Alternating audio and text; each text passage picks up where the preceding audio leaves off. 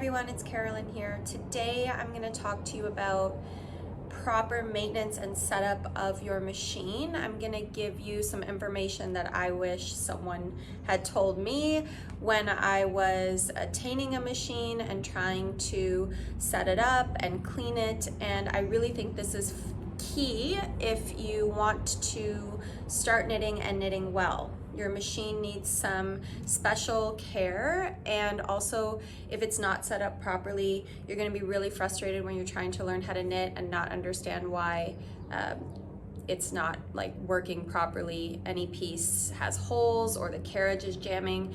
Chances are it probably needs a good clean. So a couple of helpful tips in this video. Let's get started. Here we are. Hopefully if you purchase a secondhand machine, someone actually still has the manual. I know that the machines can be, anywhere from 10, 20, 30 plus years old. So the machine manual is very helpful. This one, for example, is the Brother 970, and it's been printed and bound. Just information about the parts, and also, all the piece and how to set it up correctly and how to knit and begin casting on your basic stitches. So if you don't have that, I'll drop a couple links where you can download them. They do exist on the internet. Hopefully the machine you get, you have it, or you can download it online. Now these things are general maintenance for the machine. So this is what I highly recommend you have to help you set up. One is a really good set of pliers to put the machine on a table and really secure it well. Two, this is like a silicone lubricant. All of these things you can get at your hardware store, and it's for machine parts, metal and things like that. So it's called silicone lubricant, and it's a spray. The other thing is it's helpful to have like an oil softener, like a WD-40. This one's called Ballistol Multipurpose. This one, as it says, lubricates, protects metals and things like that. And you have to be very cautious how much you put on. And, it doesn't have a spray. You don't want to actually put too much where it falls way too into all the crannies and nooks of the machine, but this is really helpful as well. Q-tips to really help clean and get rid of fiber that are trapped in the pieces.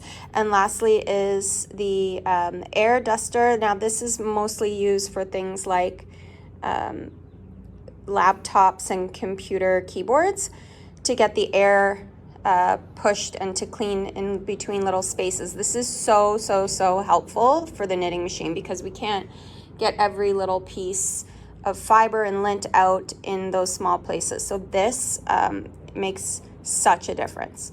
So there you go. These are the things that I would really recommend that you have to start with. And I will drop a link again for the manual and just briefly show you how I kind of maintain the machine using these things. So this is the back bed or main bed and the carriage. If we're talking about maintenance, if you are using the Q-tips, I would push the needles forward and generally get in behind, get around the needles. Now you'll already see some dirt there, so it's very important to keep it clean. After maybe, every project or every 10 swatches, I would definitely recommend. So you can see that's coming out of the back area here, just lint and dirt, and this is going to help your carriage run smoothly. So that's one thing. Now the needles, generally I like to go in between as well. If there's anything in there, that tends to come off also. For the air duster, it's pretty self-explanatory, but again, if you're pushing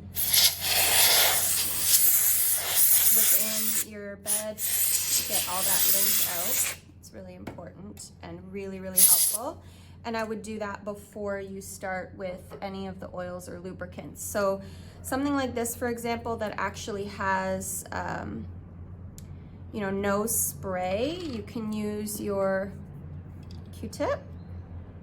Very little is all you need, and you can start to add, because this is metal, so it really can dry out. You can go in between the needles, again, just being scarce with how much you actually use, to really help maintain the smoothness of the carriage passing back and forth. And lastly, if you're gonna use the spray, definitely recommend you spray it onto a cloth, and then usually wipe the carriage bed, all of that down with the cloth, and this helps to really have your carriage run smoothly. Move the needles up and down, and you'll see how much smoother your carriage operates. You can do all the same things to your machine carriage and parts using the same techniques I just showed you on the bed. These things. It's really important that your machine is well anchored to your table, and so that starts with the brackets that it comes with. Making sure your table that you choose is around 1 inch. Mine is about 3/4 of an inch, but if it gets too thick, sometimes it's difficult for the bracket to really hold. And with the main bed, there are 2 holding brackets, and pliers come in really handy to really tighten your machine to the table, which makes all the difference when knitting. So I hope that was helpful, and I hope that you can apply it as you set up your own machines or the general maintenance of your own machines at home. And if you have any questions, drop it in the area below, and thanks for watching.